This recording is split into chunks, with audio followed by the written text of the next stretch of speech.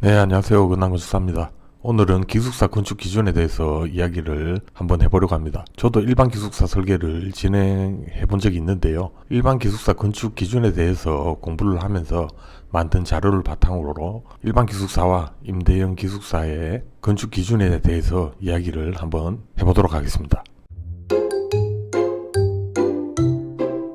우선 기숙사에는 일반 기숙사와 임대형 기숙사로 나눠져 있습니다. 일반 기숙사는 말 그대로 어떤 기업의 기숙사라든지 단기간 거주의 목적이 되는 것이 일반 기숙사라고 할 수 있고요. 임대형 기숙사는 말 그대로 일반인들에게 임대를 해서 수익을 창출하는 형태의 기숙사인데, 쉽게 말하면 다가구처럼 임대하는 개념으로 보시면 이해하시기 쉬울 것 같습니다. 네, 우선 일반 기숙사 건축 기준부터 살펴보겠습니다. 네, 첫 번째로 기숙사 개인 공간을 지하층에 두지 말 것. 두 번째, 화장실과 세면, 목욕시설, 채광, 환기 설비, 냉난방 설비 또는 기구 등을 적절하게 갖출 것. 뭐 당연한 얘기죠. 그리고 2층 이상의 층으로서 바닥으로부터 높이 1.2m 이하 부분에 여닫을 수 있는 창문이 있는 경우에는 높이 1.2m 이상의 난간이나 이와 유사한 추락 방지를 위한 안전시설을 설치할 것. 이게 조금 특이한 부분이고요. 그 다음에 복도의 최소 폭은 편복도일 때 1.2m 이상, 중복도일 때 1.8m 이상으로 할 것. 그리고 실간 소음 방지를 위해 피방 규칙 19조에 따른 경계벽 구조 등의 기준과 소음 방지를 위한 층간 바닥 충격음 차단 구조 기준에 적합할 것.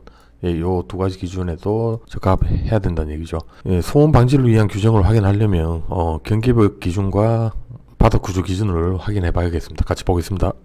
네, 피방 규칙 19조 경계벽 등의 구조입니다. 첫 번째, 건축물에 설치하는 경계벽은 내화 구조로 해야 되고 지붕 밑 또는 바로 위층의 바닥판까지 닿아야 한다는 규정이 있고요. 그 다음에 경계벽은 소리를 차단하는 데 장애가 되는 부분이 없도록 다음 1, 2, 3, 4, 5호 어느 하나에 해당하는 구조로 해야 한다라고 되어 있습니다. 첫 번째로 철근 콘크리트조 또는 철골 철근 콘크리트조로서 두께가 10cm 이상인 것, 그리고 묵은 콘크리트조 또는 석조로서 두께가 10cm 이상인 것. 근데 발음 두께를 포함한 두께가 10cm 이상이면 해당이 된다는 얘기고, 다음에 콘크리트 블록조 또는 벽돌조로서 두께가 19cm 이상인 것. 1.0B 쌓기가 19cm죠. 1.0B 쌓기 이상이면 인정이 된다는 얘기고, 그 다음에 1호부터 3호 것 외에 국토교통부 장관이 정하여 고시하는 기준에 따라 국토교통부 장관이 지정하는 자 또는 한국건설기술연구원장이 실시하는 품질시험에서 그 성능이 확인된 것.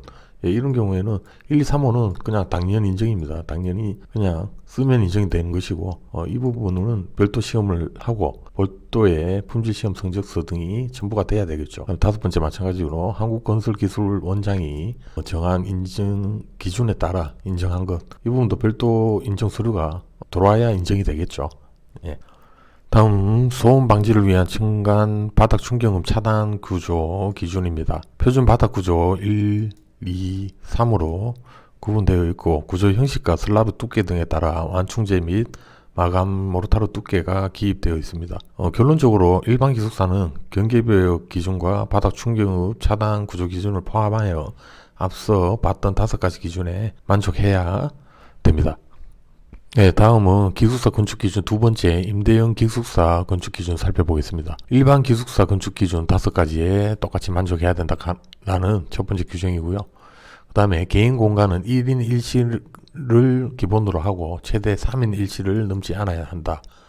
그리고 개인 공간을 제외한 공유 공간, 거실, 주방, 공동욕실 등으로 이동을 위한 복도, 계단, 승강기 및 주차장 등의 면적은 제외한 면적을 공유 공간의 면적이라고 하고, 공유 공간의 면적은 수용 인원을 고려하여 아래 면적 이상을 확보하며 개인 공간과 공유 공간 면적의 합은 1인당 14제곱미터 이상을 확보해야 한다는 규정이 있습니다. 확보해야 하는 개인 공간의 면적과 공유 공간의 면적은 건축물의 외벽의 내부선 기준으로 산정한다라는 기준도 있습니다. 일단 아래 표를 보시면 수용 인원 150인 이하의 임대형 기숙사는 공유 공간을 인당 4제곱미터 이상 확보해야 된다는 얘기고요. 그 다음에 150인 초과 300인 이하는 600제곱미터에 150인 초과하는 인원 곱하기 인당 3.5제곱미터 포함하여 계산을 하면 면적이 나오겠죠. 예, 뭐 300인 초과 500인 이하도 마찬가지 이 방식 그대로인데 예, 계산을 하시면 되겠습니다. 500인 초과도 마찬가지 1725제곱미터 플러스 500인 초과인은 곱하기 인당 2.5인 하여 계산해서 나오는 면적을 공유 공간으로 확보를 해야 한다라는 규정입니다. 그리고 중요한 건 이 공유 공간과 개인 공간의 합은 1인당 14제곱미터 이상이 되어야 된다라는 그런 기준이죠. 네, 계속해서 보겠습니다. 각 실에는 창문 1개 이상과 문 1개 이상을 설치하고 모든 창문과 출입구 등에는 적절한 잠금 장치를 설치할 것. 뭐 당연한 이야기가 아닌가 싶고요. 다음 각 실의 창문 크기는 바닥 면적의 10분의 1 이상이 되도록 하고 자연 채광과 환기가 가능할 것이라고는 규정도 있습니다.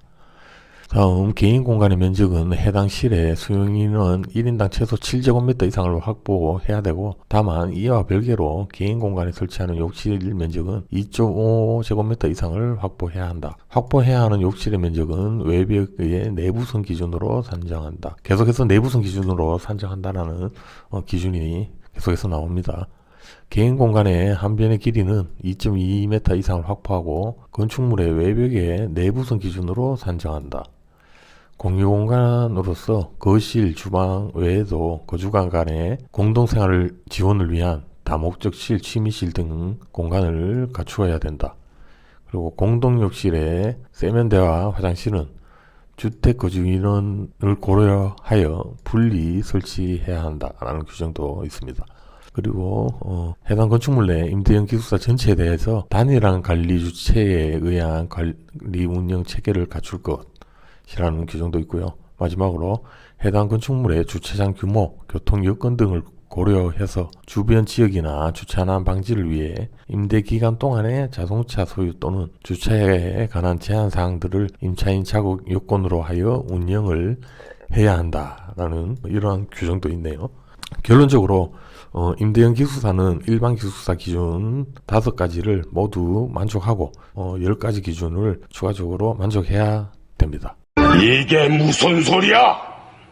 네, 저는 임대형 기숙사는 아직 경험을 해보지 못했습니다. 하지만 일반 기숙사는 경험이 있는데요. 아무래도 추가적으로 검토해야 할 부분과 또 용도가 공동주택으로 분류가 되다 보니 비교적 까다로운 부분들이 있었습니다.